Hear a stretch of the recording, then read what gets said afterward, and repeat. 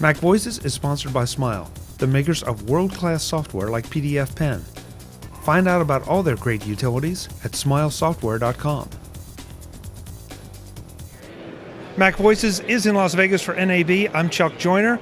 Folks, last year we talked to Cinamaker at Showstoppers, and they were just getting off the ground at that point, I believe. This year they're back with a much bigger presence, lots of new announcements, and Benjamin's back to tell us about it. Benjamin, it's good to see you again. Hi, likewise, Chuck. Thanks for coming to see us. Hey, thank you. Congratulations on the bigger booth and the bigger presence and all kind of cool stuff going on behind us. Yeah, thank you. We're happy to be here and excited to show off our stuff. Well, let's get started with the basics. What is Cinamaker, and then we'll go on to what's new from last year. Sure. Well, Cinamaker is a tool for content creators. We set out to go build a video storytelling tool for everyone, and everyone kind of being meaning from a price point and from a ease of use standpoint.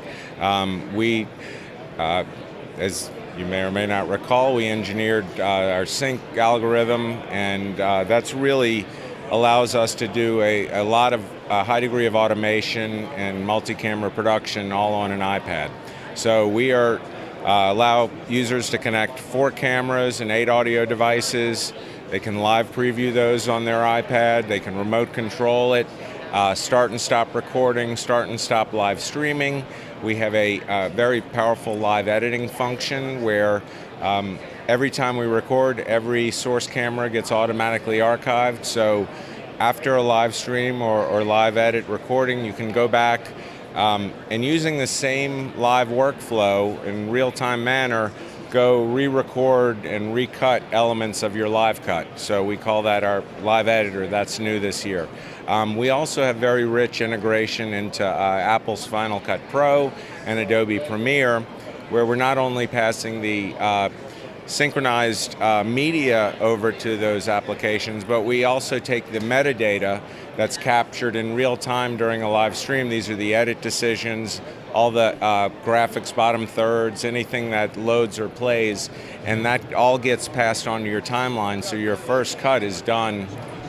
So we think that's a very powerful tool to help speed up a lot of post-production with a real-time workflow. But it's very robust. It has an audio mixer, a rich graphics engine, picture-in-picture, chroma key, still and animated alpha channel graphics.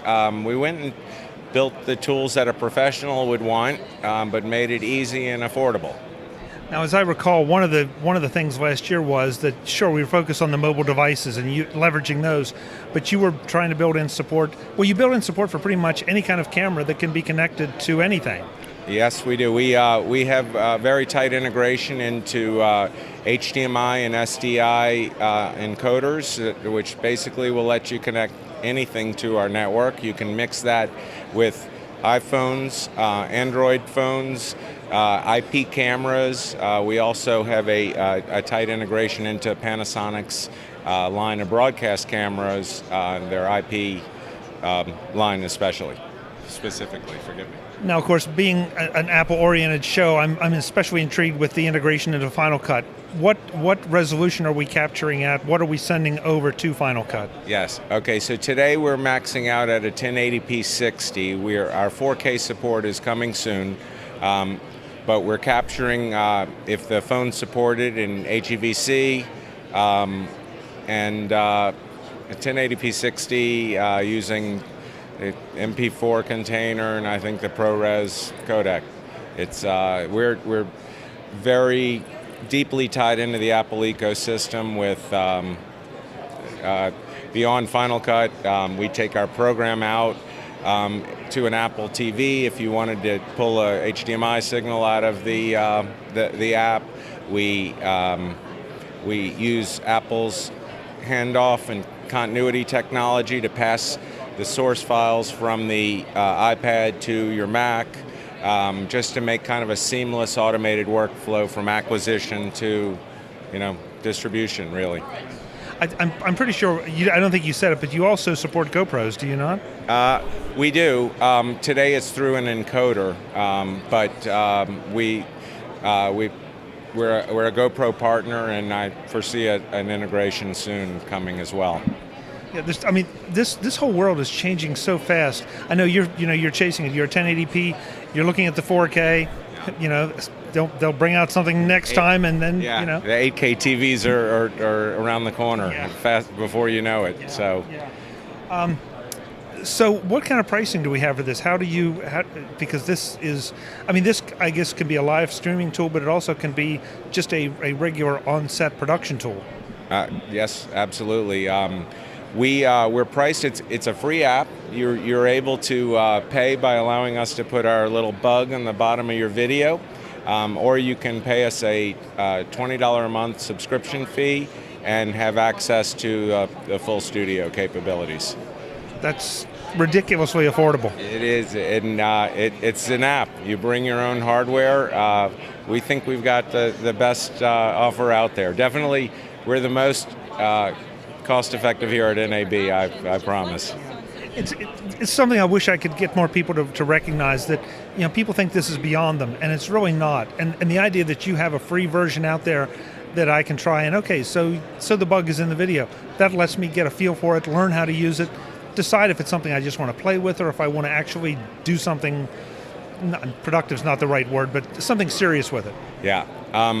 So we are, we think that's critical nowadays, and we hope a lot of people use our app for free, that we'll use it here and there because it'll be great promotion for us. But being able to try it, get comfortable, if it's a tool you want to rely on, it's better to kick the tires before you pay any money. Yeah. But even so, $20 a month, I can do 2 months and get a lot of time in with it, and find out it's for me again, if it's for me or if it's not. Right. You may use it for one event and turn it off and come back 6 months later and use it again. So we've made it just really easy and affordable. That's great. The website where, obviously it's in the app store, but the website where folks can go to learn more. Cinamaker.net, that's C-I-N-A, maker.net. We have our early release of this product in the app store right now. We have our new release with the features I described. We're 2 weeks out. Product's 3 years in the making. The one we release in May 1st is the one we think is going to catch on fire and really take off. That's great. Well, it's great to see it, progressing. And again, I know you're chasing things as things change around you, but it sounds like you're keeping up. We're definitely trying. We do have a neat use case of 4K that we did implement, another feature, which is virtual cameras. I'm sure you're familiar with the Mevo camera, which uses a 4K sensor and allows you to create multiple 1080p windows. So we emulate similar functionality. So you could literally use one camera and shoot a multi-camera shoot with multiple virtual cameras of elements of that. Yeah, and again, if you're shooting for a 4K TV, that's one thing. If you're shooting for the web, that's a phenomenal capability. Yeah, absolutely. Yeah, this is it's a no-brainer for any kind of internet, web, live streaming. We have deep integration with all the live streaming services. We connect to about anything. Do you find that, are we kind of splitting? Are we going just to the big screen, TV screen thing, and then the small screen, and there's a big gap between, or is it pretty much all the same and it moves across? It's a great question. What I'm seeing is the integration of the two. It's a hard one to call because newer generations are very content with small screens and consuming their content. So I think obviously it's all converging, and can't give you a good answer really. I don't know. It's an interesting question, and it just occurs to me, the more and more people I talk about, some are doing live streaming, some are producing for the web. Right. Other people want to get into the movie screen, big screen stuff, sure. And I really can't decide whether you're right. Some of it is converging, or other parts are spreading apart. So maybe in a year or two we'll see. It'll be fun to watch, that's for sure. Well, I'll be back here next year. I hope you will be too. Yeah, absolutely. Well, hopefully in a bigger booth and more action. That sounds good. Yeah. Sounds good. Benjamin, thanks so much. Hey, thank you, Chuck. Good to see you. Appreciate it. Folks, we'll have more from NAB in Las Vegas. I'm Chuck Joyner. Thanks for watching. Visit MacVoices.com for show notes and to connect with Chuck on social media. Get involved in our MacVoices Facebook group and get more out of your Apple Tech with MacVoices magazine, free on Flipboard. And if you find value in it all, consider supporting us at patreon.com/MacVoices and join these folks who help keep MacVoices coming to you. Advertising handled by Backbeat Media at backbeatmedia.com. Bandwidth provided by CacheFly at cachefly.com.